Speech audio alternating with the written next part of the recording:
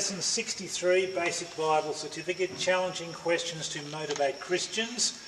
There's several subjects that motivate Christians to do more for God. Number one, the subject of hell. The rich man in hell said, I am tormented in this flame, Luke 16:24. So this hell is a real place, it's a place of torment, and people who don't have Jesus as their saviour go to hell. So how do we rescue people from hell? Learn to explain the gospel as set forth in the stop track. Number two, second motivating question, the world of unsaved people who have big problems and big suffering, who need to be saved from sin.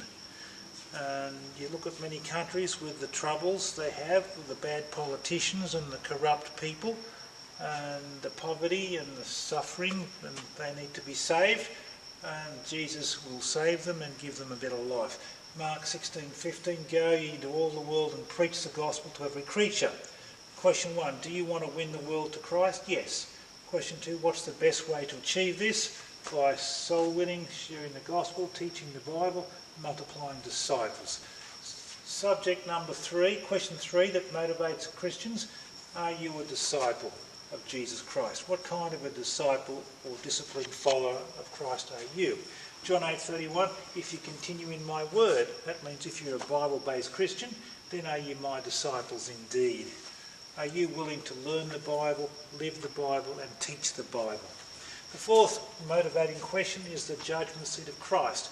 2 Corinthians 5:10, we must all appear before the judgment seat of Christ, that everyone may receive the things done in his body according to that he's done, whether it be good or bad. This is rewards. We are only here for a small period of time compared to eternity. We must live useful lives for God. Would you have regrets for being lazy? Would you be ashamed of wasting your life? Print and give out stop tracts, Established in the Faith Answers books. We can print 10,000 Established in the Faith books for $1,663. Number 5, have a life goal. Proverbs 29:18, there is no vision, the people perish. You've got to have a vision. What is your life's goal? Jesus says, I will build my church and the gates of hell shall not prevail against it. Matthew 16:18. How can we best achieve this goal? Working in a church team. Question 3, what can we invest our life in that will last forever? The Bible and people. Okay, a few interesting quotes.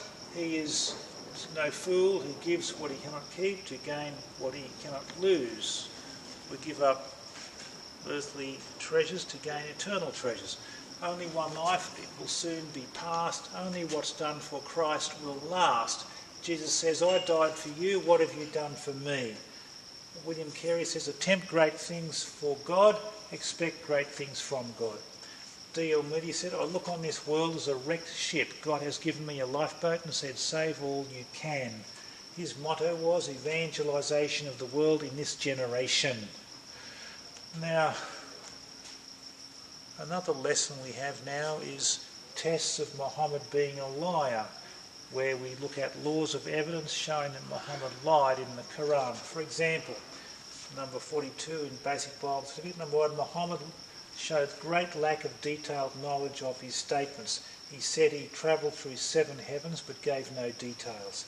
He said Jesus did not die but gave no evidence or detailed reasons why.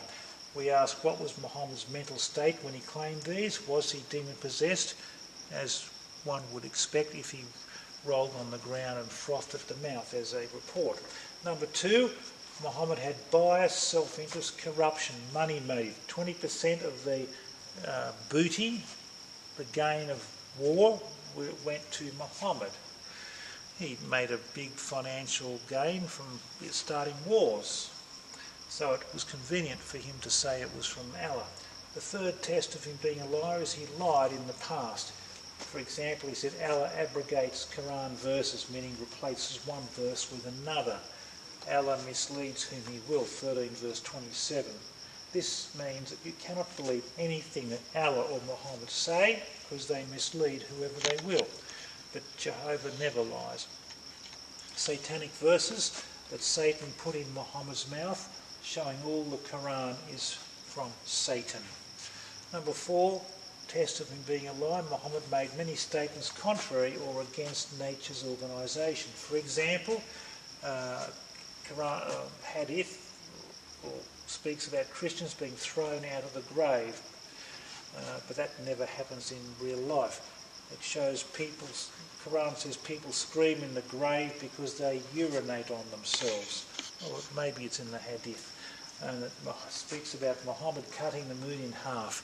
Well, that's totally ridiculous. How long was his sword? 250,000 miles? That's garbage, nonsense, rubbish. But who put the moon back? And the date tree cried because Muhammad would not preach under it. Total rubbish. Trees don't cry, okay?